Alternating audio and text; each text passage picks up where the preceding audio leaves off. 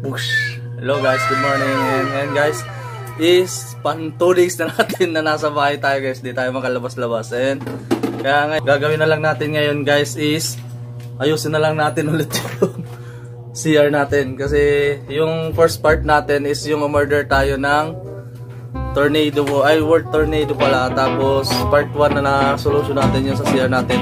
And pangalawang solution natin ngayon sa CR is yung guys, ayusin natin ulit yung CR. Ang plano ko guys is hindi na tayo order ng items. Gagawin na lang natin is kukunin natin yung hose sa baba, sa labas. May hose dun sa labas and itatali natin dun sa gapo. Tapos interior. Yun na lang guys, kunin ko muna yung pakita ko sa inyo guys. Hello to each and everyone. If you are new in my channel, my name is Mary Angeline Fermin, Mommy Angie in short, and also my little princess. And Daddy Chris, I'm from Bicol. We are here in Zambales to work and also make you happy. Always in giving some idea in my YouTube channel. If you are not yet subscribed in my YouTube channel, please subscribe for clicking subscribe button and hit the notification bell to always update in our YouTube channel. Don't forget to like and share guys. And please leave a comment and suggestion if you have any question regarding my video, and I give in time to reply you guys. God will always guide us. See ya!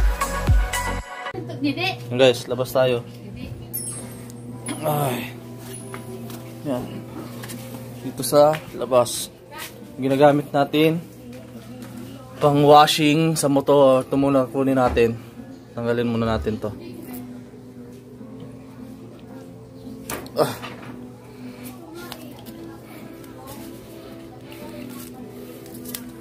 Tapos yan, tanggalin natin to. And pati ito, tanggalin na muna natin to. Kasi gagamitin natin yung hose. Yan guys, nakuha na natin yung hose. And pasok natin sa bahay. Punta tayo doon sa CR. Yan guys, nandito tayo sa CR. Then gamitin natin. Kuha tayo muna ng hose. Saka yung interior. Pakita ko sa inyo guys yung gagamitin natin. Wait lang. Yan guys. Malinis naman dito sa CR kasi kami lang dalawa ni Mami ang gumagamit dito. Then gagamitin natin is itong gunting, Phillips screw kasi kailangan natin tanggalin tong takip. Gunting, Phillips screw, saka gagamit tayo ng interior ng motor kasi yung luma ko tong interior sa motor ko. Then hose. Ang mangyayari nito guys is ito guys. Gagawin natin is tanggalin muna natin to kasi may tubig pa siya guys eh. Yan siya. Hindi pa siya naalis yung tubig niya. Kaya gagawin natin ito is ito kasi guys, tanggal lang to ganyan. Kaso ang problema nito is madumi ito kasi hindi na nga nagpa-flush yung tubig niya pababa. And yung hose naman guys is ang gagawin natin, yung hose natin is ipapasok natin siya dito. Tapos tatalian natin siya ng interior. Tapos yung dulo na sige pakita ko guys sa inyo. Diyan ako sa loob. Wait lang. Yan guys, ang gagawin natin is lalagay natin dito yung hose natin sa labas. Kinuha natin sa labas. And talian natin ang interior. Wait muna guys, talian muna natin.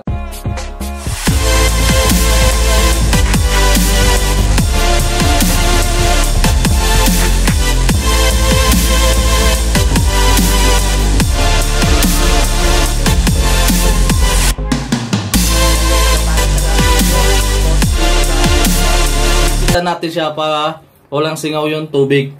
Then the other side ng hose is ito yung dulo. Kasi ito medyo mahaba yung hose natin guys kasi ginagamit natin to pang washing sa motor natin. Kinuha lang natin sa labas kasi wala tayong makuhang ibang items na pwede natin magamit dito sa CR natin. Baba mo dito Mami, tingnan mo natin sa baba. Yan guys, makikita mo nyo may mga puti-puti siya guys kasi dito yung galing sa loob ng interior ng ginagamit natin ngayon.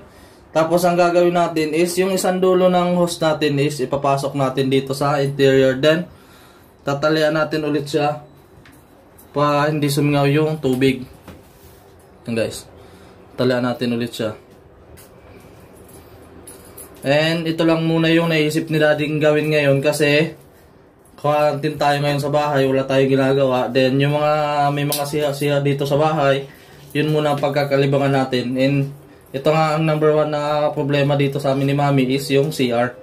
Kasi nga matanda na kasi yung may ng paupahan dito sa amin, guys. Si Mang Buddy, kaya siguro hindi niya masyado na may maintenance yung CR, tapos yung mga bahay dito, kaya wala tayong gagawa, nangungupahan tayo eh. Kaya mangyayari nito, solusyonan na lang natin yung pwede natin solusyonan. Tulad nito, guys, tatali natin yung interior dito sa higpitan natin maigi kasi ang purpose nito is para hindi dumaan dito yung tubig, kasi gagawin natin tong pang push ng bahador dyan sa ilalim palabas. Kasi yung in-order natin na word tornado, yung part 1 vlog natin, hindi naman, guys, natanggal yung dito sa ilalim ng CR natin.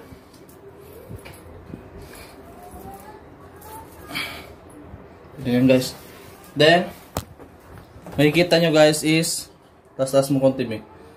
Makikita nyo, ganyan na yung itsura niya. Ito, tapos dyan sa may yung isa. And gagawin natin is yung dulo ng interior natin, ipapasok na lang natin dito sa butas. Ang purpose nito, guys, once na pinasok natin to, halimbawa guys, ito yung butas, pinasok natin yung interior, pangit yata, laso Tapos pag pinap natin yung tubig, mag-expand tong interior, then ilalak niya yung butas ng floor natin, diretso lang yung buhos ng tubig. Diba, ganito, guys, nag-lock siyang ganyan, diretso lang yung buhos ng tubig natin. Kaya subukan natin, guys, baka mag-click yung gagawin nating experiment ngayon para matanggal yung baha ng CR natin. Sige, guys, subukan natin. Pasok natin dito.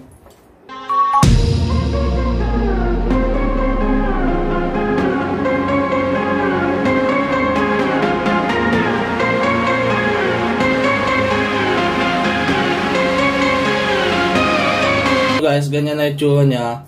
O saka okay lang, medyo madumi, guys. Maliligo naman si Daddy mamaya pagkatapos, kaya ngayusin natin to.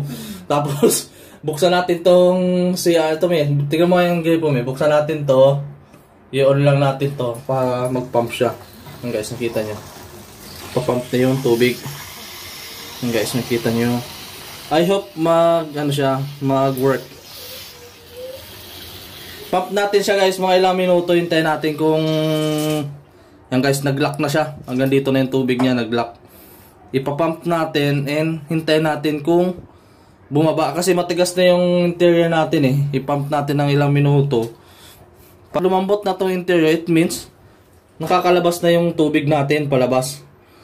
Pero pag ganito, matigas pa siya, it means grabe yung baha sa ilalim. Yan, guys, matigas siya. Ibig sabihin, yung force niya exit palabas and di makalabas yung tubig. Guys, sumabog ka. takot, guys, si Mami, baka sumabog yung tinali natin na interior. Maliligo tayo dito, may. Yan, guys, medyo lumambot na din siya, kaso sana mag-work. So wala si Daddy maisip na solusyon. Dandan, guys, sugutin muna natin. Yeah. Bumaba? Hindi pa, guys. Yan, guys, nahugot ni Daddy yung interior. And try natin for the second time. May butas dito. Yan. Try natin, guys, for the second time. Ito, guys, yung puti ng interior lumulutang eh. Medyo bumababa konti. Mababa na siya. Try pa natin, guys, for the second time. Ayan, naging si Daddy ngayon, ha. Sip-sip puso ligo ngayon si Daddy, ha.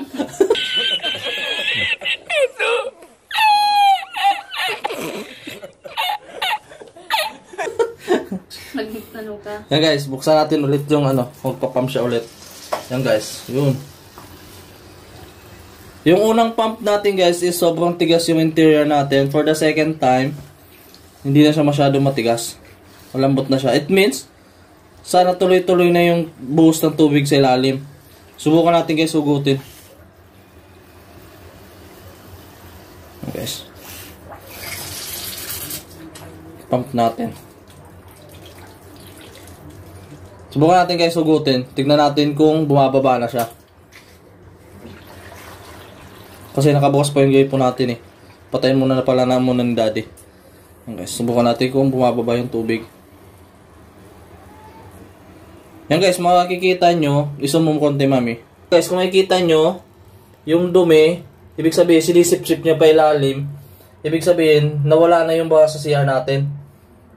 Yan guys. Umilalim na siya. Yan. Okay, ulitin muna natin ng ilang beses para sure tayo na hindi na siya baba kasi kakapagod din ito guys. Pero madali lang naman gawin. Kayang-kaya ng mga daddy. Yan guys, pump natin ulit. Salamat sa juice. Thank you. Guys, oh. Guys, for the third time, sinuksok natin ulit yung interior. Then, papansin nyo guys, medyo tumigas pa siya, pero dumadaan na yung tubig. Tumigas ulit siya guys. Ibig sabihin, hindi pa okay yung bakado niya sa ilalim. Lakas na nga guys. Shit. My goodness. Baka sumabog. Natakot si mami guys, baka daw sumabog. Uy, delikado na daddy. Sobrang tigas na siya guys. Ayan. Hindi na mabunot ni daddy. Kailangan mo na sarado na. Teka lang guys, kasi baka sumabog, takot na si mami Angie. Magutin daw muna natin, baka hindi maka-flow yung tubig. Yan guys, naka-flow na yata yung tubig, kaya pump na natin ganyan. Bang! Putang ina mo.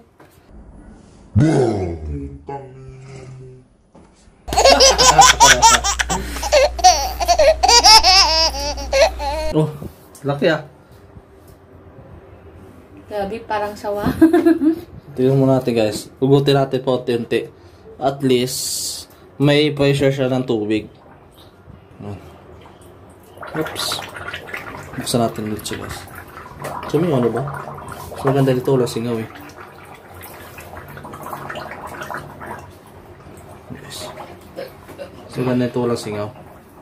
Yan guys, napansin nyo, lumit na yung pagkalipas ng ilang minuto, napansin nyo, sobrang laki kanina yung interior. Tapos, habang tumatagal, lumiit na siya. Ganyan na siya kaliit.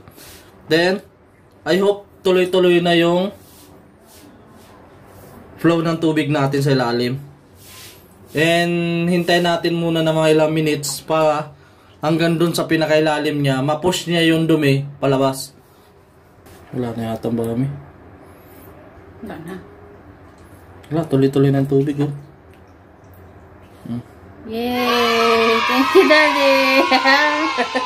Yan guys. Kita nyo. Hindi na kita mahihirapan. Kabukas pa yung gripo natin. Yan guys, oh.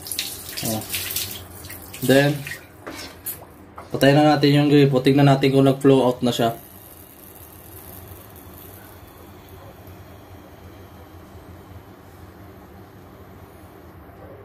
Yun o.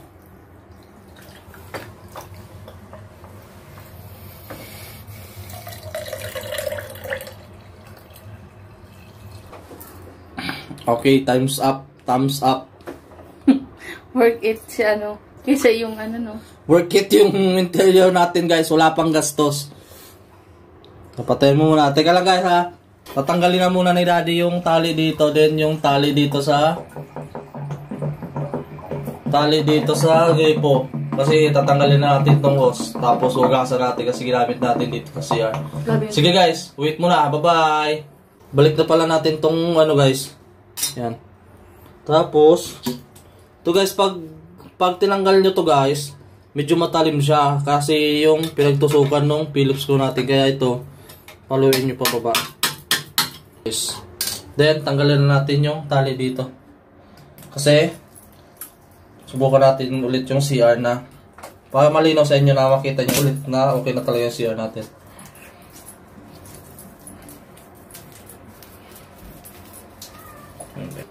Guys. Nasasabon si daddy. Then, try natin kung bumababa na siya, guys. Dito mo.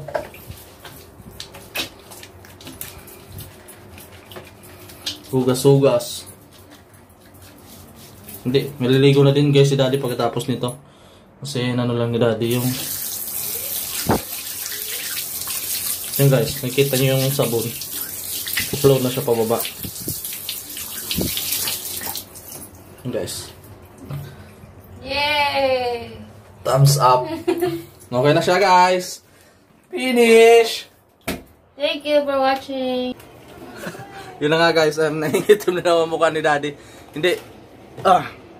Yun na nga guys, okay na yun. CR natin, ayos na ni Daddy. And yun lang guys ang ginamit natin. Interior ng motor, hose, saka yung Phillips ko kasi pantanggal dun sa butas.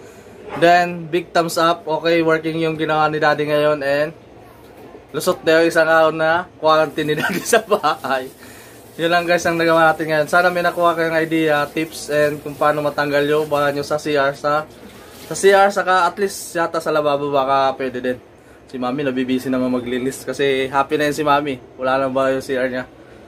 Nakakaligo na daw siya ng maayos kasi...